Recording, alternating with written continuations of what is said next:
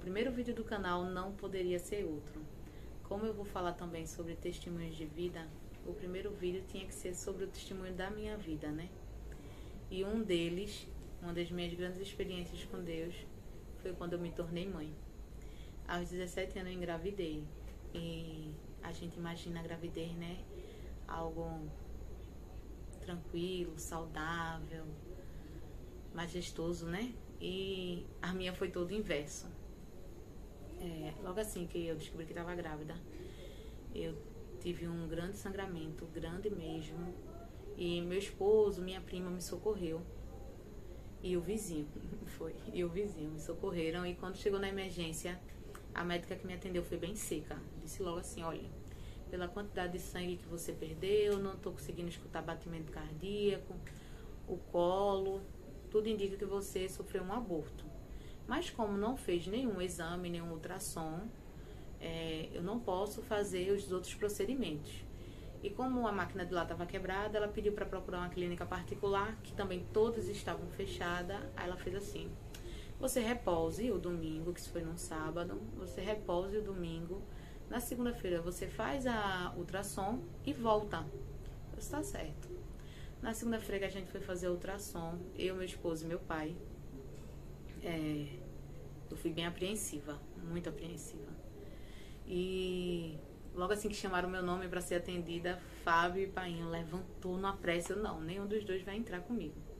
Eu vou entrar só, porque assim, na minha mente eu já tinha assim, se eu receber uma notícia ruim, se eu chorar, se eu desabar, eu vou desabar lá com a médica e eles não vão ver, né? Não vai estar ali para desabar comigo. E chega, deitei na maca, parecia que eu tava indo pra forca. O sentimento era esse. Era como se eu estivesse indo pra forca. E logo assim que a médica botou a máquina, a ultrassom que ela fez, assim que ela ligou o sonzinho, eu escutei aquele batimento cardíaco. E aquilo ali transformou a minha forca num céu. Eu me senti nas nuvens. Eu não sei descrever o sentimento que eu senti. Eu simplesmente surgiu esperança. Eu senti a graça de Deus na minha vida, né? Eu disse, não, a médica errou. E ela fez assim, foi só uma feridinha no útero, viu? Não se preocupe, seu bebê está perfeito, ele está bem. Olhe, e eu jurava que eu estava com semanas. Ela fez, olha, já está com quase 3 meses. Eu, oi? 3 meses? Ela fez, você já está com 2 meses e algumas semanas. E pela minha experiência, é um menino, tá tudo bem, o tamanho tá certinho, o peso tá ideal. E ali foi aquele alívio, né? Um alívio.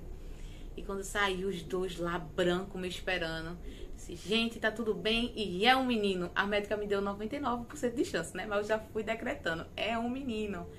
E meu pai ficou super feliz. Vamos almoçar, ligou com meus irmãos, vamos almoçar todo mundo pra comemorar meu primeiro neto. E eu estonteante, né? Fábio não conseguia nem falar. E foi uma alegria enorme.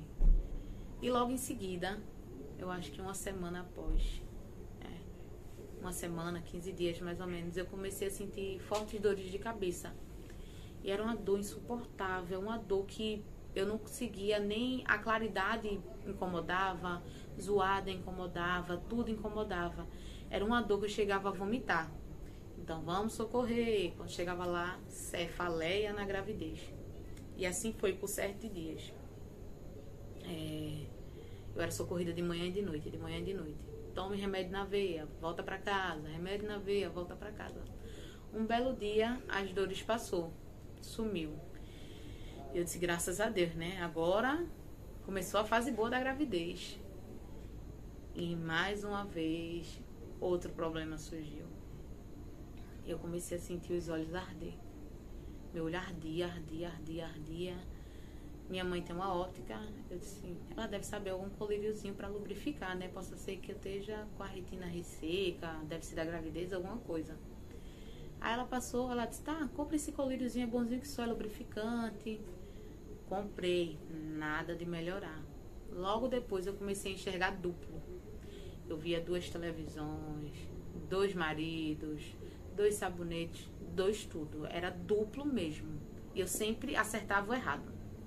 Eu nunca ia pro certo, sempre ia pro errado. E eu não contei a ninguém, né, que tava enxergando duplo. Fiquei pra mim, porque eu disse, não, vai passar, vai sumir como passou o sangramento, como passou a dor de cabeça, também vai passar essa visão dupla. E de vez de passar, piorou. Minha cunhada, eu lembro como hoje, minha cunhada, a gente ia pra um casamento de amigos nossos, e a gente ia se arrumar, e minha cunhada olhou pra mim e fez assim, Juliane, teu olho tá troncho. Eu, não, menina, é impressão tua, ela tá assim. Aí chamou o Fábio, Fábio, amor, teu olho tá troncho. Eu disse, não, minha gente, desconversei, né? A gente se arrumou e foi pro casamento, nas fotos do casamento. Aí eu lá com o olho troncho, quando eu vi a primeira foto, disse, não quero tirar mais foto. Não, minha gente, pelo amor de Deus. E eu lembro que eu tirava as fotos de lado assim, pra aparecer só esse olho, não aparecer esse, que o olho tava aqui dentro, né? E no outro dia, isso foi num sábado. No domingo, a gente foi na casa da minha mãe e minha mãe disse assim... Não, meu esposo ligou pra ela. E disse a ela, né? Ela fez, pronto, amanhã a gente leva ela pro Altino Ventura. À noite, quando a gente chega todo mundo do trabalho, leva ela pro Altino Ventura pra ver o que é. E a gente passou uma segunda-feira maravilhosa. Fábio me levou pro cinema. A gente comprou as primeiras roupinhas do nosso filho. Eu lembro como hoje, a gente comprou um macacãozinho begezinho, assim, uma coisinha de creme, com a gravatinha azul. E outro era um azulzinho claro, com os botõezinhos e uns detalhezinhos azul marinho. A gente comprou as duas primeiras roupinhas dele. E a gente nem sabia, né, o que estava por vir. Quando a gente chegou à noite, a gente se organizou e vamos embora para o Altino Ventura. Chegando lá, eu fui logo atendida, porque a noite é bem tranquila, é vazio. E dilatou a pupila. Quando eu fui atendida, ela tá, aguarde lá fora que a gente vai dilatar de novo e chama, tá certo. Quando ela chamou novamente, já foi dando a má notícia. Ela fez, olha, realmente ela tá com um problema na visão, mas tá afetando os olhos, mas não é nada com o olho, é neurologicamente. Já tá aqui o papel do encaminhamento para restauração. A gente olha assim, opa, já tem lá a vaga, já tá esperando ela. A gente pode ir de carro, vamos embora para a restauração. Quando chega lá, a médica diz, olha, você tem que ficar internada. Nem mexeu muito, ela já foi dizendo, ela disse, olha, tem que ficar internada. E ali foi um baque para mim, porque se eu ficar aqui nesse hospital, que nem é de gestante, um bocado de doença, me deu logo um desespero, se eu não quero ficar, comecei a chorar. E meu pai, né, eu lembro como hoje ele me botou no colo, aí, calma filha, calma, a gente vai ficar todo mundo aqui com você. Não se preocupe. E minha mãe, ela é daquela mais forte, mais durona. Eu acho que é o que toda mãe é, né? Que passa segurança. A gente olha pra ela e fala assim, não, tô segura. E ela como, não, filha, calma. Né? E meu pai sempre foi o que me deu mais manha. Sempre foi aquele que me deu mais, botou no colo. Me manhou mais, né? E ela me passou sempre mais segurança, né? Mãe, né? Porto Seguro.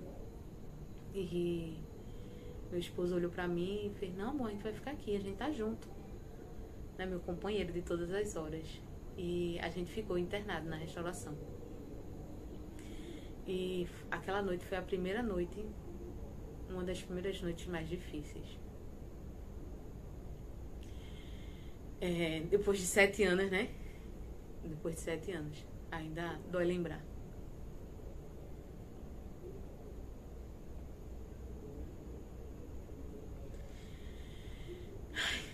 Sim.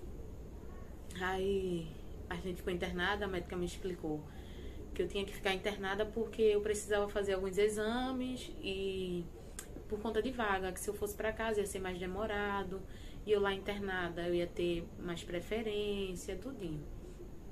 E a gente ficou no corredor a primeira noite, numa maca lá. E no segundo dia, o médico de plantão da emergência passou, me examinou, não falou muito. Só disse que eu tinha que ficar e não sabia ainda o que era o que eu tinha. E começa, né, os contatos. Começa a falar com amigos. Eita, quem é que tem contato no hospital para poder ver se consegue botar ela num leito? E contato com família para poder ficar. E eu lembro que eu acho que eu passei 3 dias na emergência. E todos os médicos que passavam, nenhum conseguia dizer nada. Me examinava.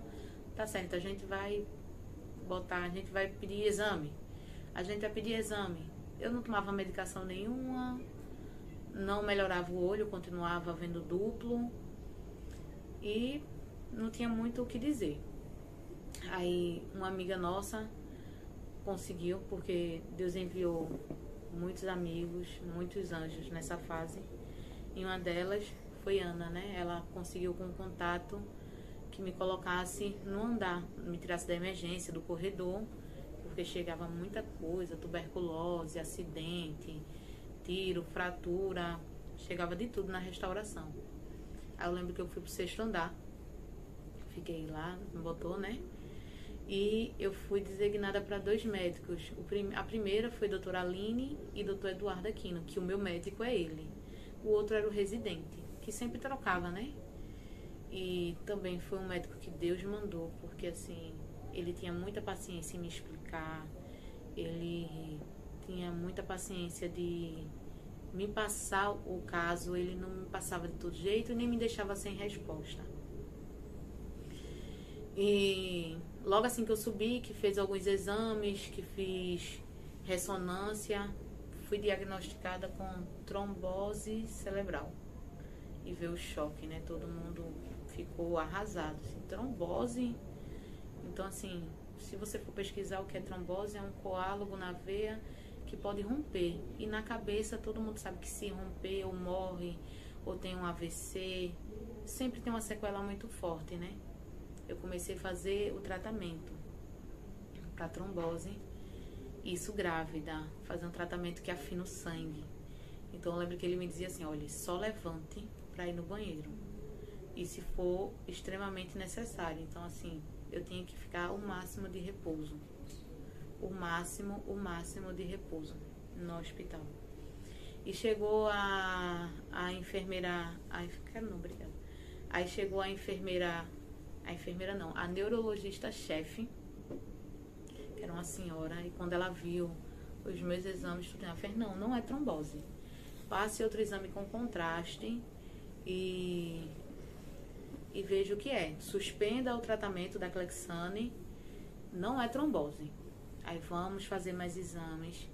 Com isso, minha pressão aumentava muito, minha visão piorava, eu começava a ver bolinhas, eu comecei a não enxergar, eu comecei a ver tudo embaçado, eu não conseguia ler, era difícil, porque a gente costuma pensar assim, somos de berço evangélico, família evangélica, as pessoas têm uma imaginação assim, poxa, eu sirvo a Deus, minha família serve a Deus, vamos ter uma vida perfeita, né? Mas a gente, cristão, vivemos dias difíceis para aprender a depender de Deus. Todos nós temos que aprender a depender de Deus, independente da situação. As situações difíceis é para nos ensinar a ter dependência em Deus.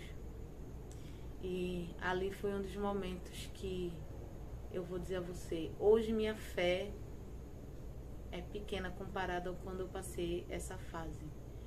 Eu tinha uma certeza que eu ia sair dali, que eu dizia assim, Deus, se for para mim ficar cega, eu vou contar tudo que eu vivi, eu vou contar as tuas maravilhas, as coisas boas e maravilhosas que você fez na minha vida.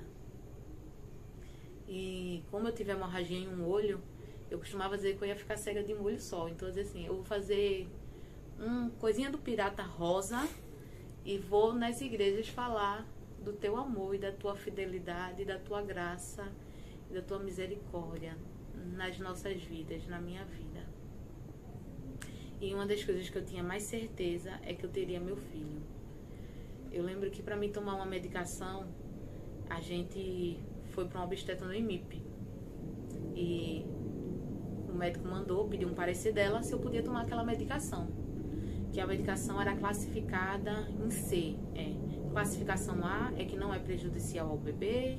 Classificação B corre risco, mas também não é tão agressivo. Já C é prejudicial. Tanto que dizia assim, olha, se tomar essa medicação, ela vai perder o bebê. Eu lembro que no laudo ela colocou assim, favorecer a vida da paciente, fazendo sim, se for necessário, a medicação, pois ela foi escolhida, porque ela perguntou à minha mãe, olha, se ela não fizer a medicação, corre risco de perder ela e o bebê. E minha mãe, não, ela fez pronto, então ela toma a medicação. Então assim, mãe, né? Mãe e as coisas da vida, porque imagina você ver sua filha tendo o primeiro filho, engravidando, né, do seu primeiro filho, recém-casada, nova, e você ter que escolher entre ela e um bebê e saber que ela também estava se tornando mãe e que eu também escolheria meu filho. Eu escolhi meu filho, eu disse, eu não vou tomar a medicação.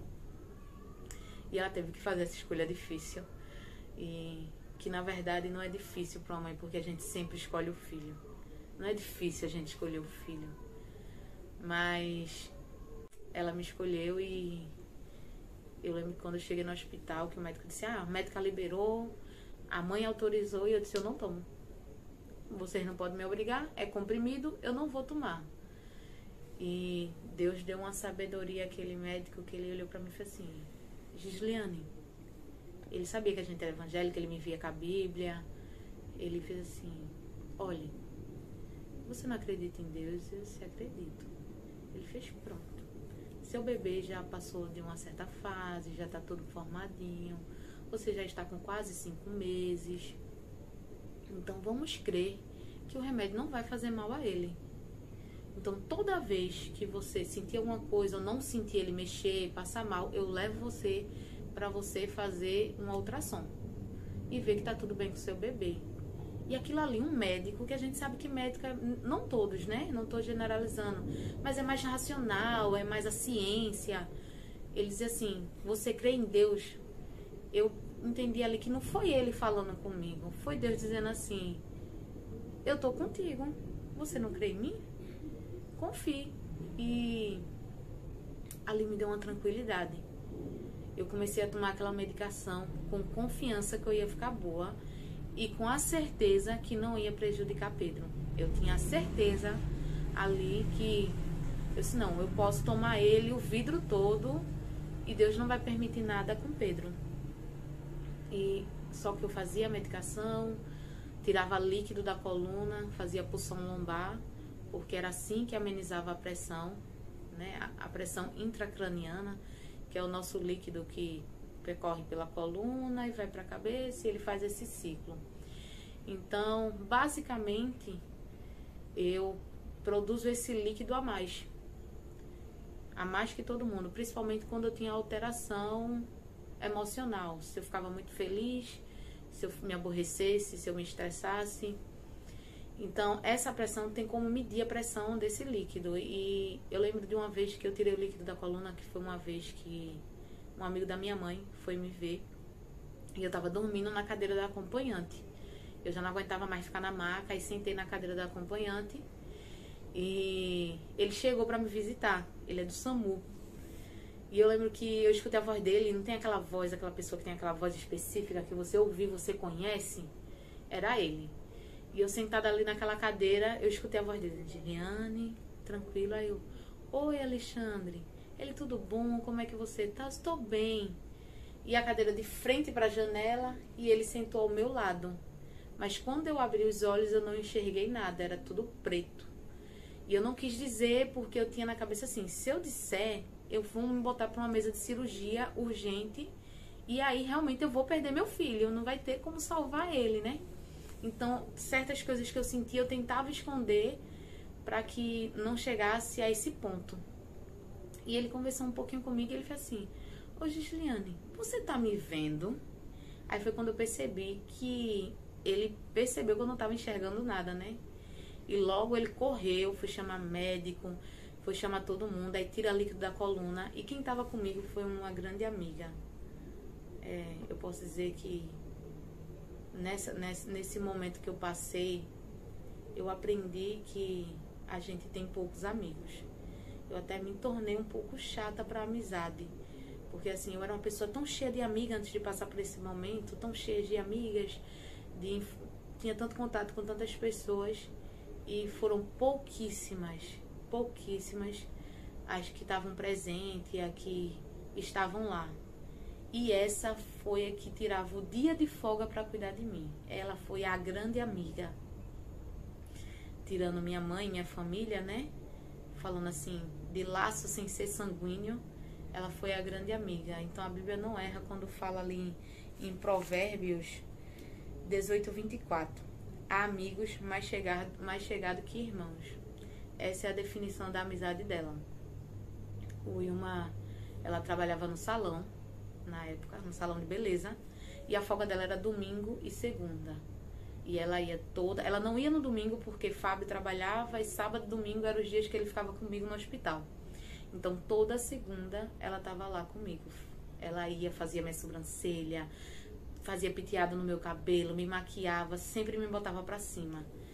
Ela sempre chegava com um sorrisão, ela tem um sorriso maravilhoso, uma alegria contagiante. Então, alguns momentos ela conseguia fazer com que eu não estivesse no hospital. Era como se eu estivesse em casa e ela estivesse cuidando de mim. E ela se desesperou, né? Quando viu um homem do SAMU, que ela não conhecia, chamando outro médico, todo mundo correndo, e eu lembro que eu escutava a voz dela. É o que foi, vai levar ela pra onde? E eu, não, ela vai levar pra canto nenhum, não. E tiraram o meu líquido da coluna. E foi quando eu voltei a enxergar duplo, mal. Mas foi quando voltou a visão de novo. E foi quando o médico percebeu que as medicações não estavam funcionando. E eu lembro que ele fazia assim, que ele tinha me dito assim, o doutor, olha, provavelmente essa semana você tem alta. E eu fiquei esperançosa, né? Então todo dia eu esperava alta. Até um dia que ele demorou, eu disse, pronto, hoje é o dia da minha alta. Me arrumei as bolsas das coisas que era pra levar embora. Minha mãe tinha dormido comigo essa noite. Então ela ficou comigo amanhã. Eu disse, mãe, é hoje que a gente tem alta, é hoje que eu vou pra casa, graças a Deus estou ficando boa. E o remédio tá funcionando. E era mais ou menos umas 7h30 quando o médico passava. Todo dia às 7h30, mais tarde das 8 horas ele tava passando, falava comigo se ia ter algum novo exame, me dava notícias, né, de como tava o meu quadro, me examinava, tudo. E nesse dia deu 8, deu 9 e ele não chegou. E eu disse, manhã tem alguma coisa estranha. E eu lembro que manhã saiu da sala e fez, espera aí que eu vou procurar informação. Aí eu disse, tá, vou atrás dele pra ver se ele chegou. Ela saiu normal, né, na cor dela normal. Quando ela voltou, ela já voltou assim, não tem aquela expressão de parece que viu uma assombração? Pronto, ela voltou sem sangue nenhum no corpo, ela voltou pálida, ela já nem falou comigo. Eu lembro que a gente faz amizade, né? Um mês no hospital a gente faz amizade, né? Eu lembro que ela foi falar com uma paciente que também estava lá, que fez amizade com a gente. E eu lembro que a paciente olhou pra mim também sem sangue. A paciente olhou pra minha cara assim, parecia mais que ela tinha tido uma notícia de morte. E eu disse, rapaz, não vai vir notícia boa por aí. E de fato, quando ele veio, o doutor veio ele e outro médico. Ele já veio com os olhos cheios de lágrimas e olhou pra mim e fez assim, Geliane, você não vai ter alta. Aí eu disse, poxa. E eu até brinquei, eu lembro que eu brinquei com ele porque o sobrenome dele é Aquino e o meu também, né? Ele é Eduardo Aquino, Gisliane Aquino. Aí eu, poxa, o senhor é meu primo, não quer me deixar ir pra casa, quer que eu fique aqui, é? Aí ele, bem triste, olhou pra mim e disse assim, olha, você não tá tendo melhora, então eu já marquei a data da sua cirurgia. Você vai ter que fazer a cirurgia.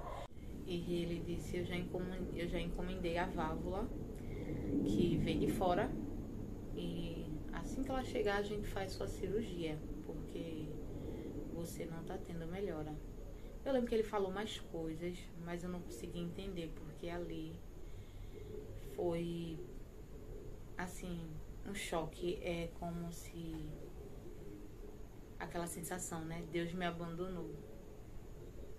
A gente, como ser humano e falho, a gente pensar isso, né? Deus me abandonou. E eu lembro que eu caí, eu chorei muito. Eu chorei que ele fazia assim, calma, porque senão você vai passar mal.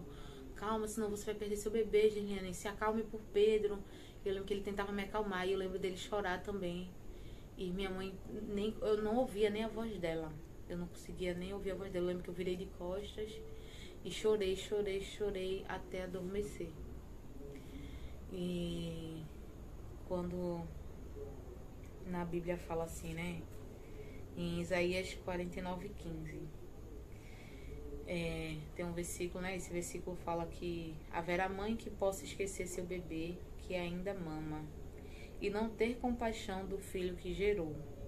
Contudo, ainda que ela se esquecesse, eu jamais me esquecerei de ti. Então, se a gente como mãe, a gente não consegue esquecer um filho, a gente não esquece do sofrimento, a gente se pudesse trocaria até de lugar com ele. Imagina Deus, né? Eu fico imaginando Deus vendo assim e dizendo, rapaz, eu tô contigo aqui. E ali naquele momento meu de desespero, eu só pensava assim, Deus me abandonou. Deus me abandonou. E eu chorei. Eu chorei tanto que dormi. E eu adormeci mesmo. E quando eu acordei, eu me acordei à noite. Não, eu me acordei à tarde e comecei a chorar novamente, quietinha ali, não falei com ninguém. Chorei. Dormi novamente. Eu lembro que eu tomava os remédios que eu tomava, me dava muito sono, me deixava grogue. Era muito sono mesmo. E então eu sempre me acordava na hora do remédio, eu tomava o remédio e voltava a chorar e dormia de novo. E eu lembro que eu me acordei de noite, eu senti meus pés molhados e eu disse, o que é isso? O que é isso? Meus pés molhados. E com aquela sonolência, e quando abri os olhos, era meu pai que estava agarrado nos meus pés, chorando. Então, assim, a fase difícil não só foi pra mim. Foi pro meu pai, foi pra minha mãe, foi pro meu marido, foi pra minha prima, foi pra minha tia, foi pra toda a minha família. Eu lembro que todo domingo ia nossos amigos, Eduardo e o pastor Eudes. Todo domingo eles estavam lá nos visitando e sempre trazendo uma palavra de conforto. Então, Deus demonstra o seu amor nas pessoas que Ele envia, né? A gente se sente amado. E eu tinha certeza ali que todo mundo estava sofrendo comigo. Eu nem vi minha mãe indo embora. Eu nem lembro dela indo embora. Eu só lembro de chorar, me acordar com meu pai chorando. E quando eu vi ele ali chorando nos meus pés, eu comecei a chorar novamente e peguei no sono de novo. Eu lembro que nem Fábio veio nesse dia. Eu lembro que eu ouvi falar, né? Porque assim, nem tudo era me contado, porque eu não podia ter fortes emoções. Então, eu ouvi falar, alguém, às vezes eu ficava quietinha, o pessoal pensava que eu estava dormindo e eu ouvia a conversa. Aí eu lembro de dizer assim, Girleide foi pra casa devastada. Fábio tá muito magro. Fábio tá que não tá comendo. Temos que cuidar dele também. Tem que ter força por causa de Girliane. Eu ouvia pouco, né? Eu via assim, rapaz, Robson não pode dirigir, Robson não pode pilotar, não pode deixar Robinho vir pra cá assim. E eu ficava só ouvindo algumas conversas de algumas pessoas com outra pessoa no telefone, que eu nem sabia quem era a outra pessoa do outro lado. Mas eu só ouvia assim um pouco, né? Não, a gente já pediu oração na igreja por ela. A igreja de tal tá orando por ela. E toda a minha família cuidou de mim. Tanto parte de mãe quanto parte de pai. Minha tia Vaninha, ela trabalhava. E na época ela estava fazendo curso para enfermeira, também enfermagem. Fazer faculdade de enfermagem. E eu lembro de uma vez dela não poder ir. E ela mandou um amigo lá. E o amigo chegou lá procurando a gente. Opa, eu sou amigo da sua tia. Como é que você tá? Tá tudo bem? Ela também quando saiu do trabalho, foi lá. Minha prima saiu do trabalho, foi lá ficar comigo. Muita gente cuidou de mim, todas as minhas tias. Minha tia Lucélia ia pra lá. Não tem nem como não lembrar dela e rir, porque assim, eu lembro que ela levou pra mim, uma vez que ela ficou comigo, ela levou pra mim janta, porque eu não conseguia mais comer a comida do hospital, né? E ela levou feijão preto, ela cozinha divinamente. Ela levou feijão preto, arroz e galinha guisada. Gente, eu comi tanto que apaguei de tanto que eu comi. E ela fez, eu trouxe pra mim e pra ela comeu tudinho. E todos. Dai, minha prima, que é como se fosse uma mãe pra mim, uma segunda mãe. Ela ia pra lá, brincava, ria. Eu lembro que ela fazia, vamos andar, vamos passear. E a gente andava no hospital. A gente ria a madrugada a noite toda. Porque ela ficava lá, a gente ficava contando história. E ficavam os outros pacientes, as enfermeiras passavam, apagavam a luz. E a gente continuava conversando no escuro. E eu não consigo nem agradecer. Não tenho nem como agradecer a todas essas pessoas que ficaram comigo. Minha tia, meu primo, eu lembro que meu primo Arthur foi ficar comigo um domingo. E ele me levou pra ir ao banheiro, porque eu não podia ir pra canto nenhum sol, não podia tomar banho sol. E ele com todo respeito, brincando comigo. Vai, rapaz, aqui, vai, cuidado, senta. E eu só tenho a agradecer a todos por ter cuidado de mim, né? E o maior cuidado foi o de Deus, porque assim, muita gente pensava que quando ia chegar lá e ia me ver abatida, mal, chegava e me encontrava rindo. Eu lembro que eu tinha uma certeza, uma confiança. Mesmo depois da notícia da cirurgia, eu passei 2 dias abalada, mas depois veio aquele refrigério do Senhor novamente. E assim, eu estou contigo. Eu lembro que eu comecei a dizer a Fábio, como eu vou ter que raspar a cabeça, procura um chapéu bonito. Eu quero um chapéu bonito, eu não quero ficar com o buraco aparecendo, não. Então eu comecei a me conformar, eu comecei a perguntar ao médico como é que seria essa válvula. E comecei a dizer assim, tá no controle de Deus. Eu lembro que eu orava de manhã cedo e dizia assim, Deus, se realmente eu for fazer essa cirurgia, protege meu filho. Eu sei que o Senhor é o Deus do impossível. E um dia o médico chegou e disse assim, olha, o seu diagnóstico é pseudotumor cerebral, que é, você tem todos os sintomas de um tumor, mas a gente não encontra tumor. Não é encontrado tumor. Você teve uma hemorragia no olho, você tá sem enxergar, tá vendo duplo, olho troncho, é todos os sintomas de um tumor, mas não encontra ele. Eu fiz várias ressonâncias com contraste, sem contraste, e não achava nada. E quando eu pensei assim, tá chegando perto da cirurgia, quem foi ficar comigo até nesse dia foi minha prima Williane. E nesse dia eu tive alta. Que eu disse assim, eu lembro que eu disse a ela assim, rapaz, por que tu não viesse antes? Tu trouxesse minha alta, eu vinha antes. E nesse dia, assim, mais nem menos eu nem esperava, eu tive alta. Eu tive alta e só comecei a melhorar, comecei a parar de enxergar duplo, comecei a enxergar bem, conseguia voltar a ler, tudinho, tudo que tava errado, né, fora do lugar, voltou pro lugar. E se você me perguntar como, eu não sei lhe dizer, não foi o remédio. O médico disse que não sabe dizer. Gisliane, se tu engravidar de novo, tu pode ter isso? Só quem sabe é Deus. Porque o médico disse, olha, tanto faz você ter como não ter. Não sabe o que ocasionou, não sabe de que origem foi essa doença, não sabe se curou, o que foi curado, não sabe. E a grande dúvida do médico foi se Pedro ia vir com vida. Eu lembro que ele pediu uma ultrassom para ver as artérias, os vasos, o coração, a formação, porque ele tinha certeza que Pedro estava com má formação, que o remédio eu tomei até o final da gestação. Eu comecei a tomar, eu estava com 4 meses e tomei até Pedro nascer. Depois que Pedro nasceu, eu ainda continuei tomando. Então ele tinha uma certeza que Pedro estava mal formado. Então ele passou uma ultrassom que, se eu não tenho nada, foi 400 ou foi 600 reais. Que eu fiz na Biofeto. E a médica olhou tudo e mexeu pra lá, e mexeu pra cá, e mexeu pra lá, e mexeu pra cá. E nesse dia eu fui até com o esposo da minha mãe, Ulisses, ele que me levou. E a médica futucou tanto que eu comecei a chiar. E ela, não, olha, calma, não faz mal ao bebê não, tudinho. E ela fez, olha, tá tudo bem.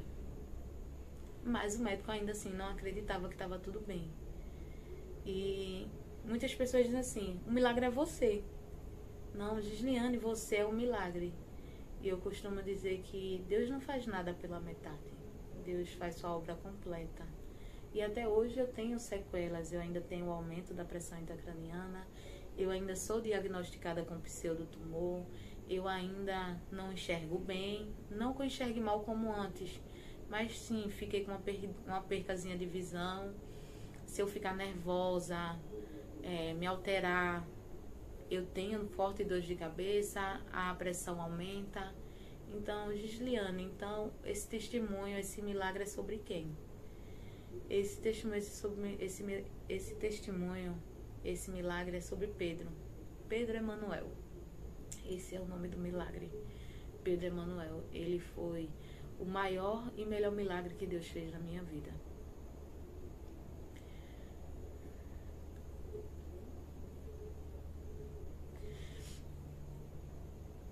Eu achava que, em alguns momentos, eu começava a pensar assim: meu Deus, será que eu não vou ter o prazer de colocar ele em meus braços? Eu comecei a achar que aquilo ali era pra me ensinar.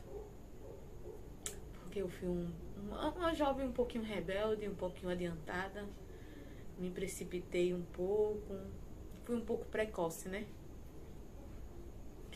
E eu comecei a achar assim: será que eu tô passando por isso? Que é pra me ensinar que a vida não é fácil, né? E comecei a duvidar. Será que eu vou ter Pedro, né? E Pedro não foi só um milagre na minha vida. Ao mesmo tempo que eu estava internada na restauração, minha sogra também estava. Antes de eu descobrir que eu estava grávida, minha sogra tinha sido diagnosticada com câncer nos 2 pulmões. E o médico, eu lembro das tias de Fábio dizer assim: olha, o médico disse que sua mãe só tem 6 meses de vida. Aproveite sua mãe. E parecia mais que Fábio não entendia aquela mensagem, assim, que ele ficou assim, aquele choque. Na realidade, todas as notícias para Fábio, ele fica meio travadão, assim. É meio que ele estaciona, como se a mente dele parasse.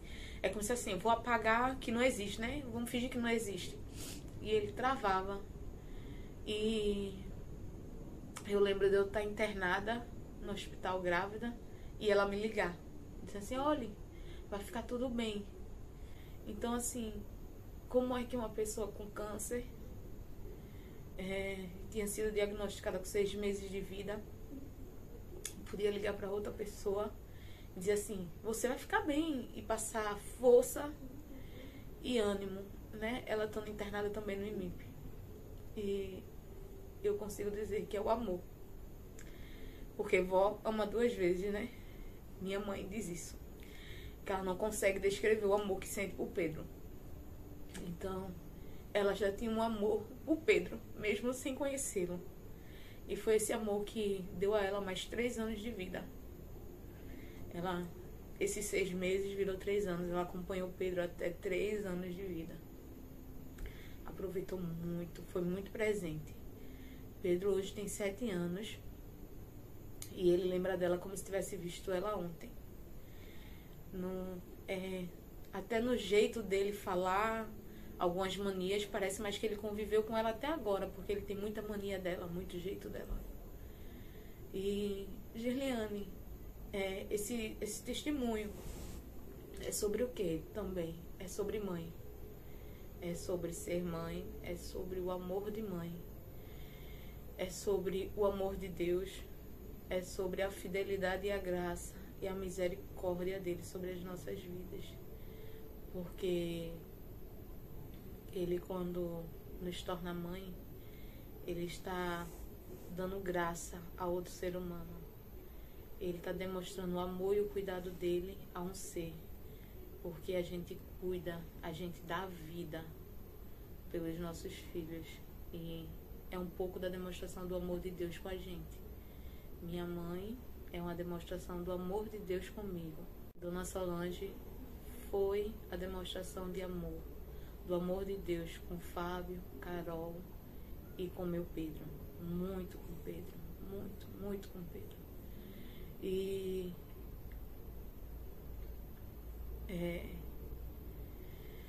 é isso. Passou, me ensinou, nos ensinou. Para aqueles que achavam que Pedro não ia ter vida, Pedro teve vida, veio saudável, um bebê com 3 quilos 550 de parto normal, branquinho, branquinho, branquinho. E quando eu lembro que eu fiz 2 forças, e a partir da segunda força que eu fiz, que ele nasceu, que a médica já tirou ele, botou ele em mim assim, eu parecia que tinha esquecido tudo, parece que não tinha passado nada. Eu só lembro de olhar ele pra ver se ele tava perfeito. Eu olhava os dedinhos, a mão, o pé, o olhinho, a boquinha, e ele chorando bem baixinho, bem baixinho. E eu disse, que bebê grandão, ele era grandão, e eu disse, graças a Deus ele veio saudável. E se você me perguntasse assim, Giliane, se fosse pra você passar por tudo isso de novo, eu passaria por tudo isso mais 1000 vezes pra ter ele aqui comigo. A gente não consegue imaginar, o tamanho do amor, né? A gente não consegue descrever o quanto a gente ama. Cada dia que passa é como se eu amasse mais, o meu amor aumenta. Quando eu penso que não pode aumentar, ele faz uma gracinha, ele faz uma coisa e o amor aumenta, o amor aumenta cada dia mais. E ele foi o refrigério da família. Porque eu lembro de todos os beijos da minha tia que ficou comigo, que minha mãe é um pouco mole, sabe? Não aguentou ficar comigo no parto normal, até porque ela teve todos cesáreo. Todos foram partos cesarianos. Então, quando ela começou a me ver sentir dor, ela ligou pra minha tia. E minha tia bem forte comigo lá. E eu fazia, tia, eu quero me embora pra casa. Ah, minha filha, não tem como ir pra casa agora. Tem que ter o menino. E eu lembro deles dois, da minha tia e Fábio no vidrinho, olhando pra mim, esperando o Pedro sair da sala. Eu não vi, né? Eu só vi a foto de Fábio com ele nos braços. E eu vou ver, como é meu primeiro vídeo, eu não sei editar ainda tão bem, mas eu vou tentar botar as fotos aqui, tanto da gravidez, quanto dessa foto linda que tem de Fábio e Pedro. Ele vendo o milagre dele nas mãos dele, né? E é isso. Quando a gente pensa que tá tudo acabado, Deus nos mostra que Ele tá no controle de tudo. E esse é o meu milagre. Pedro Emanuel, o menino mais lindo desse mundo. Né?